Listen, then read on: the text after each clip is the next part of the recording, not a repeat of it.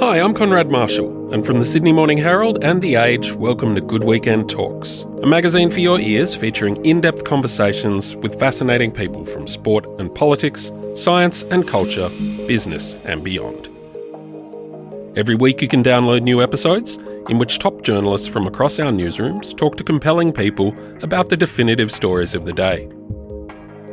In this episode, we talk to Ken Doane. The legendary Australian artist has been splashing colour across canvases and our collective imagination for more than 4 decades. From his instantly recognisable depictions of Sydney Harbour to vibrant collaborations that turned doona covers and t-shirts into cultural icons, Doane's work is as bold and colourful as the man himself. Look, if you wake up and you live in Australia, you already won the lottery. He left school at 14 before plunging into the glamorous Mad Men world of advertising in the 1970s. Then he chucked it all in to become one of the world's most recognisable and best-loved artists. Today he talks about the critics, characters and moments that defined his career, as well as the real reason he wanted to go to art school. And hosting this conversation about what it means to live a life devoted to art is Sydney Morning Herald arts editor Nick Galvin. Thanks, Conrad, and welcome, Ken Doane. Great to see you again, mate. How are you? Very happy to be here. I'm well, thank you. Lovely to see you.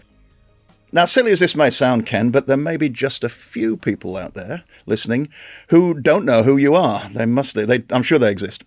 So rather than me trying to describe you, I thought I'd let you do it yourself. Who are you, and what do you do, Ken Doane? Well, I'm an old painter, basically. Strange enough, I don't use the word artist very much. I prefer to be thought of as a painter. I've been at it for quite a long time. I was 40 when I had my first exhibition, but I was 14 when I first went to art school. I got a special exemption to leave school to go to art school, so I've been at it for a while. So 45 years? Yeah. So you grew up in the 40s and the 50s, all around Sydney, didn't you? What was that like? What was life like then? Well, I grew up in Belmore when Belmore had cows. It was a different kind of suburbs, but I have very fond memories of Belmore. I can remember the end of the war because I was born in 1940. So I can remember standing in Macquarie Street watching all the troops come home. I can remember a big cricket match that they had in the street outside our place in Belmore, and it was, even as a little boy, I can remember the excitement that everybody felt about that time. And among those returning servicemen was your father, who you hadn't seen for? Yeah, I didn't see my father till I was 5. He was a bomber pilot in England during that time, and I think I'd always seen pictures of him beside Mum's bed, but suddenly you're confronted with this rather tall person called Dad, so you had to come to terms with that. I loved my father and we were very close, especially as we got older, but I think at the start it was a complicated arrangement to suddenly have somebody to come into my life like that. Sure. So what sort of kid were you? Can you cast your mind back 80 years? Gosh, what sort of kid I was.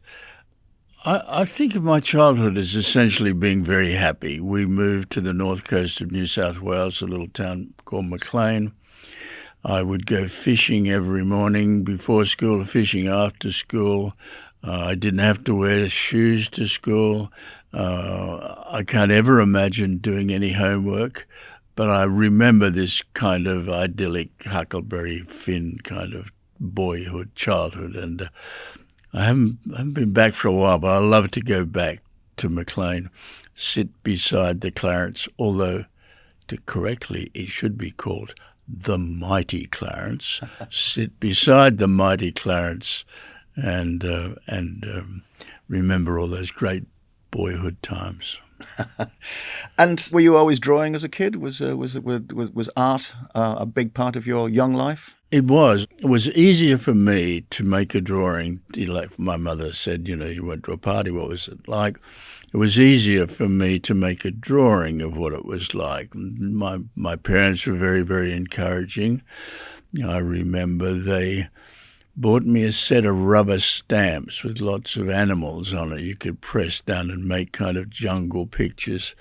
I think I left it out in the sun for too long and was never very strong images, but they were very encouraging.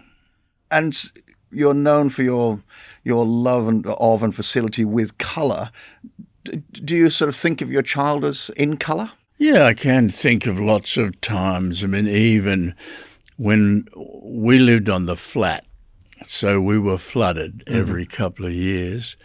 And even in the flood, it's very beautiful. The river takes on this swirling chocolatey brown colour, and floating down are big clumps of hyacinth, bright green with purple tops. I always remember how beautiful they were.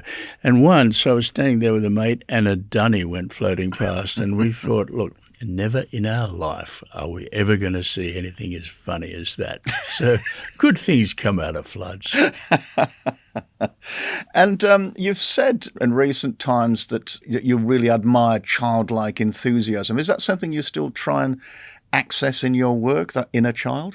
Yes, I'm not as good as a 5-year-old, for instance. I'm better than most 8-year-olds, but at 5, where you just paint or draw with such freedom, I love to try and get back to that.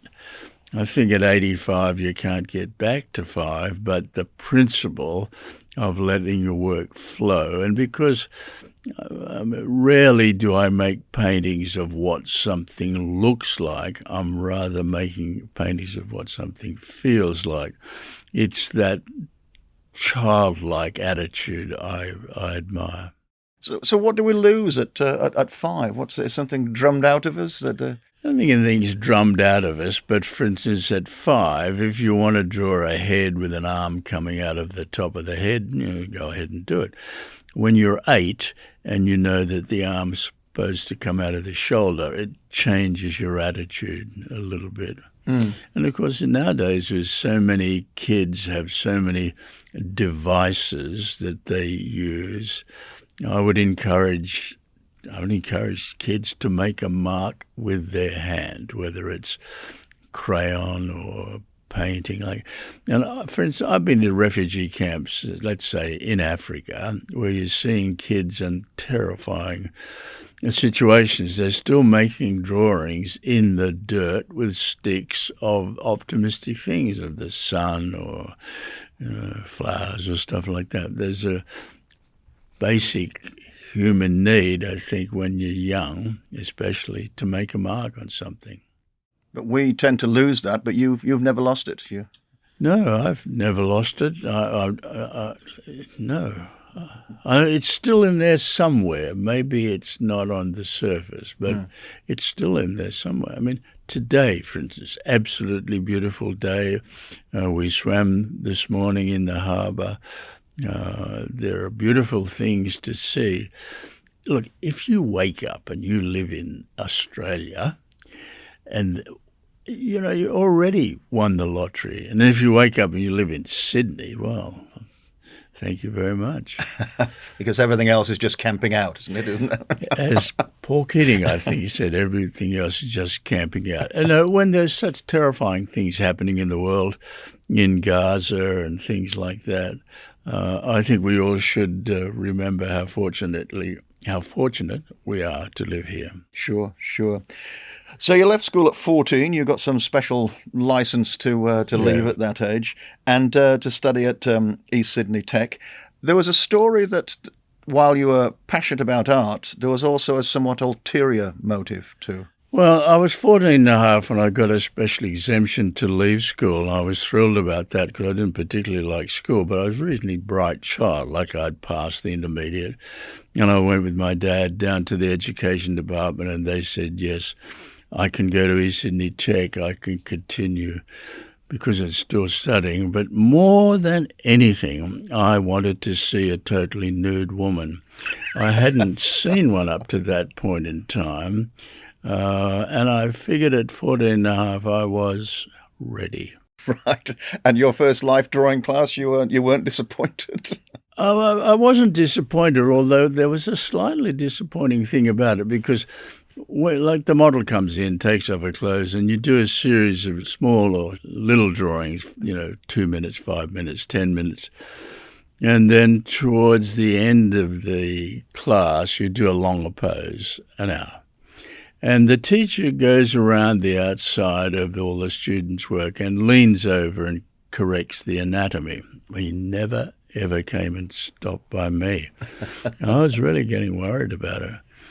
So at about 5 to 12, before the class finished, he finally stopped at me, leant over, and he said quietly so the other kids couldn't hear, he said, "Don't you think it's about time you attempted the head?"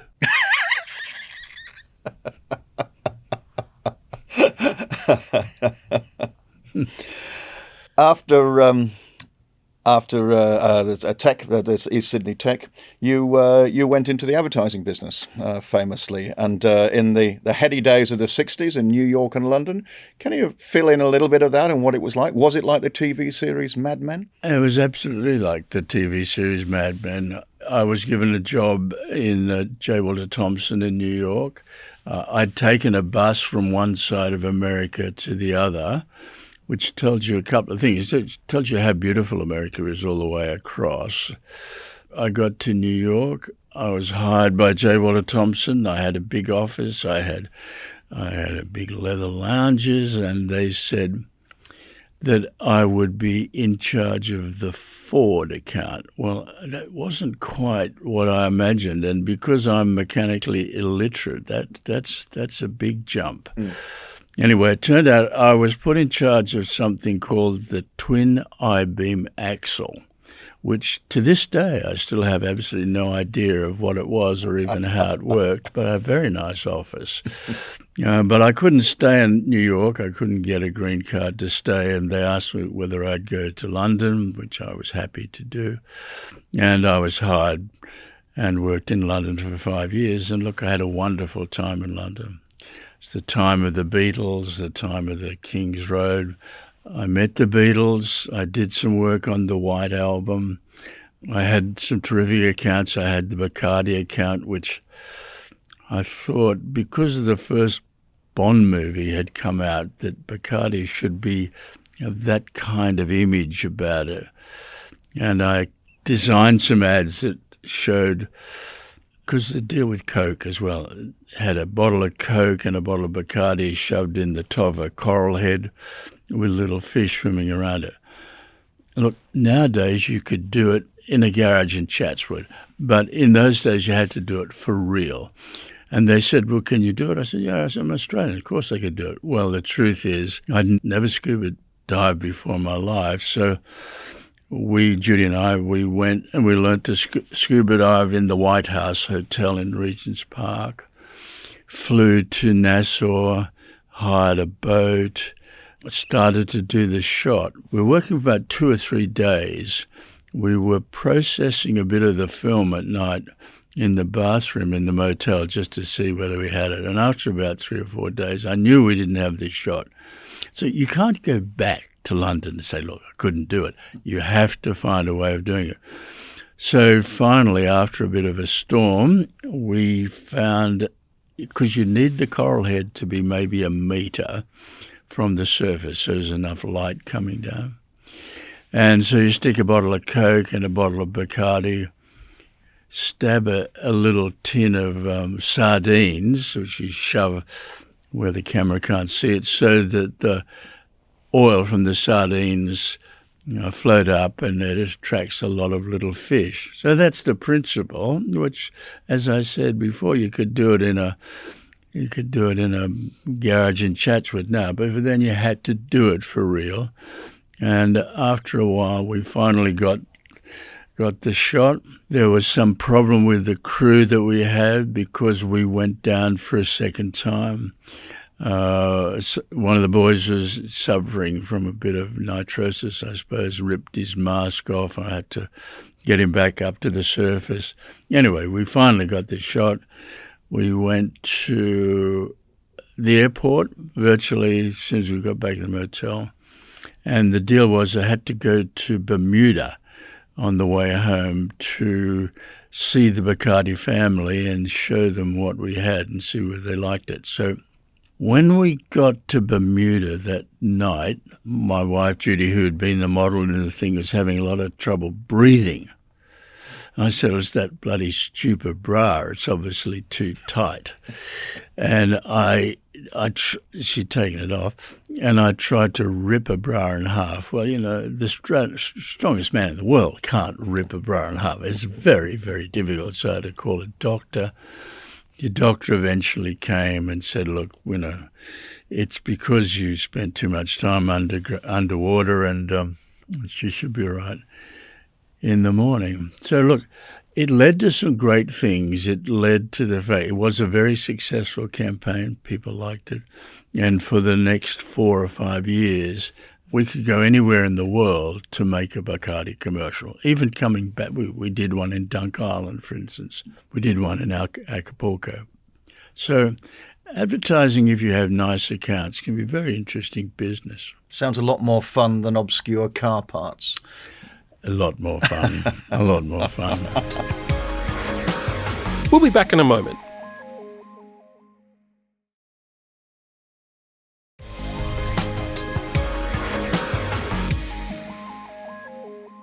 But then, Ken, you chucked it all in at 35 to become an artist. And I believe the late Peter Brock, motor racing legend Peter Brock, had something to do with it. He was such a nice guy, Peter Brock, and we were on a beach in Vanuatu on a Sunday night, late Sunday afternoon. He was talking about how passionate he was about car racing, and I realised I was good at advertising, and I'd won lots of awards and all of that, but I wasn't passionate about it. I wanted to be a painter.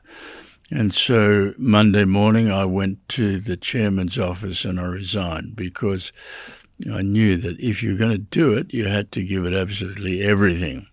So for the next 5 years, I had to do freelance work as well as getting ready for my first exhibition, which was at the Holdsworth Gallery in Paddington, which was the most sort of big commercial gallery in those days. And look, pretty successful. I sold a few paintings, but of course I've had more than 100 exhibitions now, but your first one's very important. But you have to realise your audience is, the bloke across the street and your local butcher and, your cousin that you haven't seen for a while.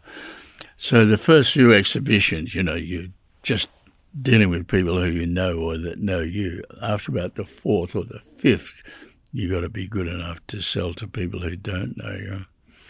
And that was it. I was 40, first exhibition, and I've done virtually nothing else but paint since that time. And then by the 80s, you'd become a household name, your work here and in Japan. At what point did you realise that, my God, I'm famous? And how did that feel? I'm not sure what point it was, but for instance, with Japan, we had our first little shop in the rocks, and young Japanese were the first people to come and buy, especially young Japanese girls. And so they would go back to Tokyo with a Kendone bag. So then I got a call from a guy in Tokyo to say that he was the chairman or the managing director of a publishing house called Magazine House, and that they were going to put out a new magazine called Hanako. Hanako is like a girl's name. And would I do the logo for it and would I do the cover? And I said, sure. We made a deal. And I started to send them work that I was doing. The long answer is, or the short answer, my work was on the cover of that magazine every week for 13 years, which is why I became quite famous in Japan. And I would rarely do anything specific for it. I would just be sending up whatever I was working on. and the art director in Tokyo would then choose work to go on the cover. So I don't think there's another artist in the world whose work has been so consistently on one particular magazine, but it's the main reason, I guess, because I became quite well known. It leads to other things. If you have an audience like that, you can have Hanako chocolates, you can have Hanako travel, you can have Hanako cars. You can use that power, or they can use that power. And even though nowadays the magazine still exists, my writing of the title still exists with a tiny kendo beside it, and I think they still pay me 6 halfpenny or something for it. I mean, I wouldn't retire on it, but it's the Japanese have a very strong attitude to artists. Sure. I think you told me once that you could draw a koala so cute you could make a Japanese schoolgirl cry. Yeah, it's not my main claim to fame, but it was absolutely true. And in Japan, I would go there as a sort of store appearance, and people would bring all kinds of things for me to sign for them. And if I got into the track of drawing a koala for one, before you know it, I had to draw for those. But yeah, sure. No, koalas can be very cute. But sometimes, like, I remember a girl came up to me and she was throwing her arms up in the air and she said, "I love Bible." And I said, "Well, look, I remember going to Sunday school, but I can't say I know a lot about Bible." And she kept throwing her arms up and down until I realized she was talking about volleyball. So there are tricks for new players or old players. Now, Ken, if you're known for anything, it is your beautiful images of the Harbour Bridge, the Sydney Opera House. They're your constant muses. What is it that draws you to the harbour? Do you ever get tired of painting those images? I don't get tired of them, and I've painted the Opera House in all kinds of forms and different colours, and I play games with it. And my gallery is in between the Opera House and the Harbour Bridge. Harbour Bridge, every now and then you've got to look at it and understand how huge it is, how big it is, and to live in such a beautiful part of Sydney, or to work in such a beautiful part of Sydney. The Opera House is always a joy to see. Always we're so lucky to have it, such a fabulous building. And you always see something new as the light changes, and you see something new every time you paint the Harbour Bridge or the Opera House. You could look at it in different kinds of ways. You can draw the Harbour Bridge in a very kind of grey, concrete, simplistic way. And with the Opera House, you can paint it quite soft, and so it floats like a sail, or you can paint it in different colours, or you can use musical notes to describe what it feels like. But yeah, we're as a country, very, very lucky to have the Opera House. So you mentioned music there, Ken. I think music's always been important in your life, and I know that you've collaborated with James Morrison. Tell me how the connection between your work and music. I'd like to be a musician. I'm very envious of James's ability, and I love to watch musicians when they're playing as a group, and especially when they're listening to one another. I was briefly in a band, I'll just give you that. Very unlikely lineup. There were 2 drummers, of which I was one, a piano accordion, and a flat Hawaiian guitar. Not, this is not rock and roll. Anyway, we did a little rehearsal. We did an audition at the old Taboo nightclub up in the Cross, and they gave us a chance to play the following week at a coffee shop in Bondi. So my aunt, who's a great seamstress, made us all rather sort of frilly Desiarnaz kind of shirts. My dad drove us up there. We had two songs that we could play reasonably well. One was The Peanut Vendor and one was Malaguena. So we played those two songs. Surprisingly enough, people got up to dance a little bit, and then we thought, well, what are we going to do now? Because we didn't really have much of a repertoire. And I remember when we left home, my mother saying, "What time will you be home, darling?" And I said, "Mum, we're musicians, who knows what time we'll be home." Well, the truth of the matter, after our second go at Malaguena, which we tried to play a bit faster, we were fired and sent. I was home by 9:30. My mother was still up. Not very rock and roll, Ken. Not even remotely rock and roll. The thought was there, but no, it wasn't backed up by any talent. You've always had your critics, Ken, people snarking from the sidelines, former ad man Ken Dome, the tea towel guy, etc.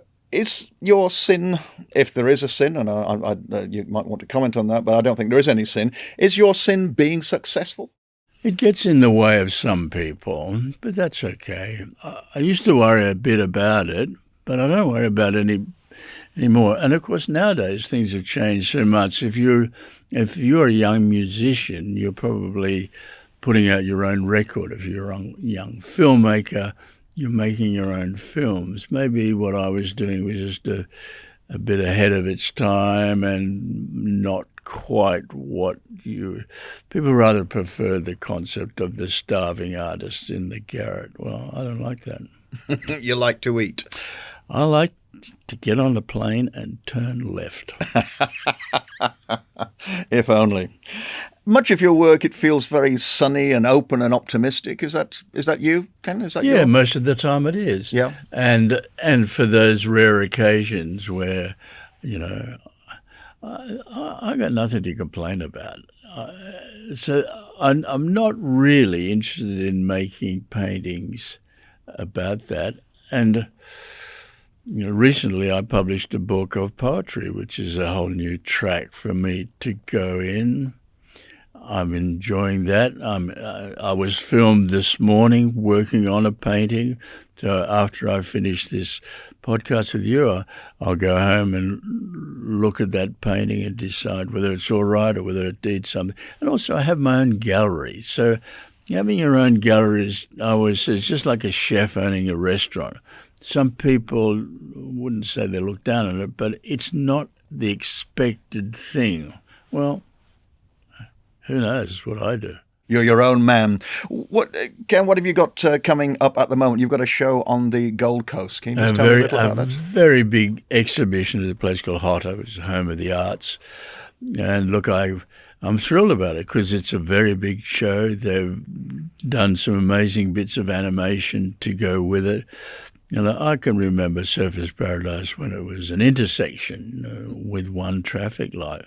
So this Hotter, the building it's in is really quite amazing, and they're doing it well. So I look forward to that. Sure. Ken, are you still working as hard as ever? Last time we spoke, I think you said you were still trying to get better. I am always trying to get better.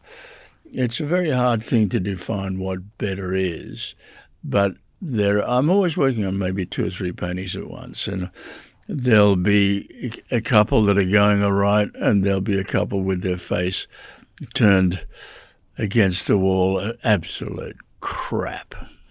But eventually you can find a way of solving that too. So going away, sleeping on it, going for a walk and coming back and you see things completely differently. Yeah, that's right. That's the way it should be. Your brain clears a little bit. But I love starting paintings. For me, starting paintings is fantastic. It doesn't matter how big, huge white canvas.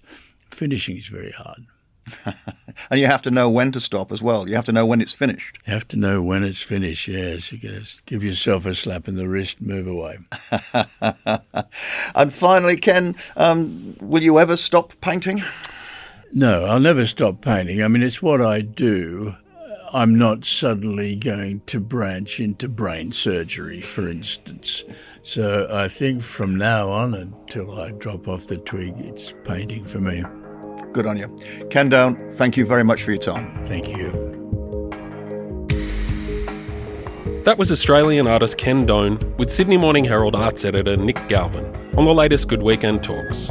If you enjoyed this episode, please remember to subscribe, rate and comment wherever you get your podcasts, and keep tuning in for more compelling conversations. Good Weekend Talks is brought to you by the Sydney Morning Herald and The Age, proud newsrooms powered by subscriptions. To support independent journalism, search Subscribe Sydney Morning Herald or The Age. This episode of Good Weekend Talks is produced by Conrad Marshall and edited by Julia Carr-Katzel, with technical assistance from Josh Towers. Our executive producer is Tammy Mills, Tom McKendrick is head of audio, and Melissa Stevens is the editor of Good Week.